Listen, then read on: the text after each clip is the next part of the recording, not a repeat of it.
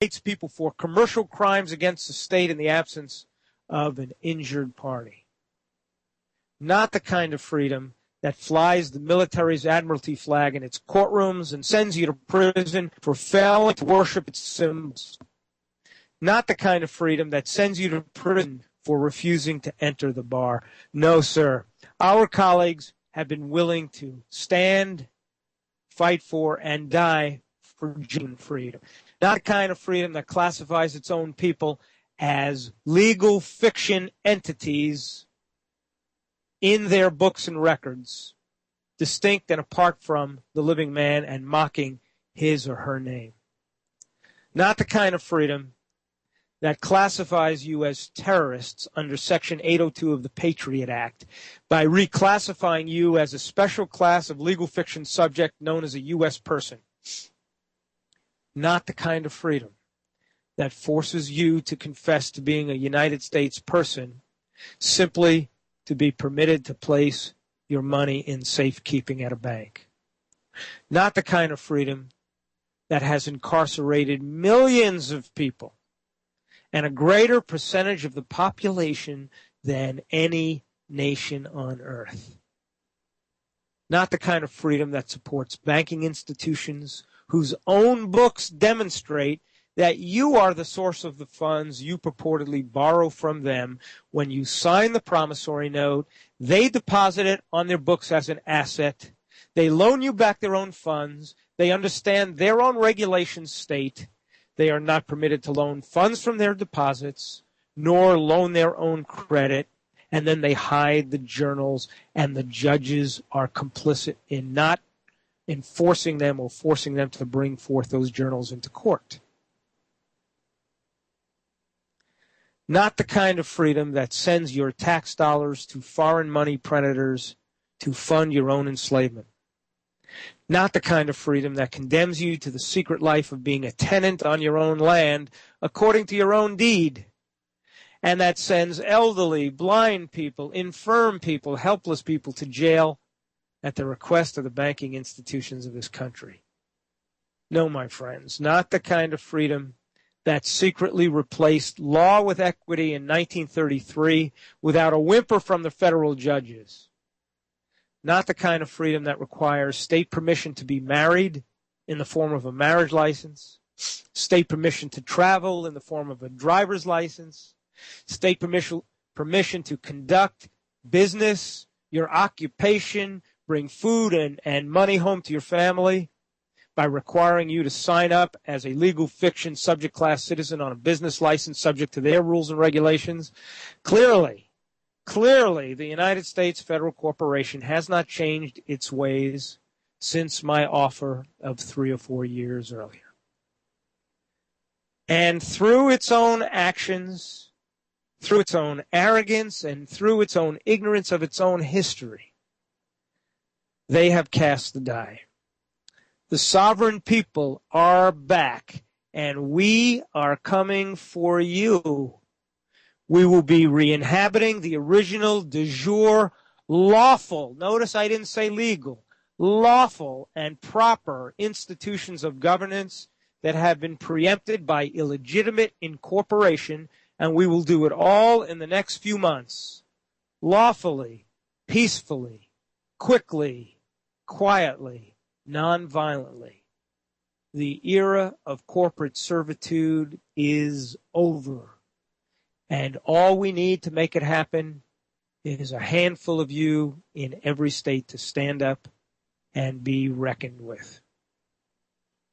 And we will do all of this, folks, relying upon the one thing that the United States rarely demonstrates, the one essential ingredient of this process: forgiveness in our hearts. We will follow the lead of Mandela and Gandhi and Martin Luther King, and we will welcome each and every man and woman who has blood on their hands back into the good graces of mankind in honor and service to our Father, because judgment is reserved to Him. And we will do that upon their repenting their crimes against mankind. That's all we ask. We will not seek retribution. We will not take actions that cause unrest, disturb the peace, disorder, or provoke violence. However, and take note, we will not tolerate trespass on the de jure institutions of government when they are reinhabited any longer. You only get one chance at repentance and forgiveness. And I tell you this, friends, in my many discussions with many people over the years, I know for a fact that we will not be alone. Thousands of public servants have been quietly awaiting the moment when the sovereign people awaken and reclaim their birthright to dominion over all the earth.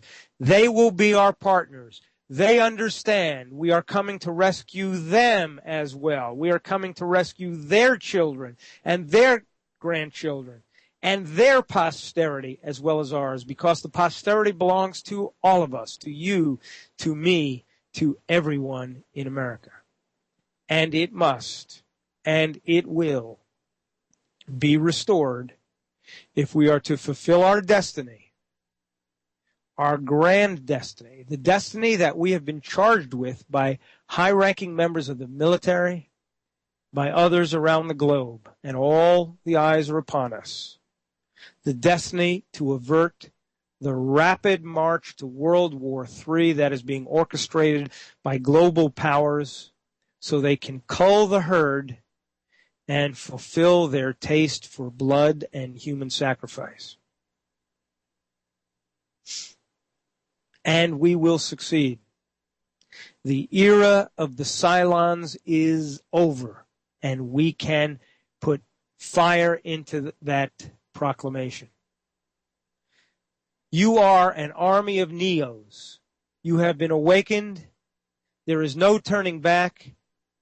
And we, the people, declare it to be so. Folks, about a year ago, high-ranking members of the military, as I've mentioned before, made us a truly remarkable offer. If we would undertake certain specific steps, they will recognize our lawful authority as the one, true, only de jure government of the people. And they will follow our orders. They are tired of taking dangerous orders, or orders that bring their colleagues and friends and their military family into harm's way around the world for reasons they are aware are to enrich the pocketbooks of the banking, cartel, terrorist families of the planet. They are tired of taking orders from a corporate CEO who has no legitimate place in governing the United States of America. And I don't mean the United States Federal Corporation. I mean the United States of America, united under the sovereign people. So we took that challenge, and we crafted most carefully and meticulously the Restore America plan, which will accomplish all of our goals quickly, calmly, gently, and without bloodshed, violence, retribution, or civil war, with no malice in our hearts or in our actions for anyone.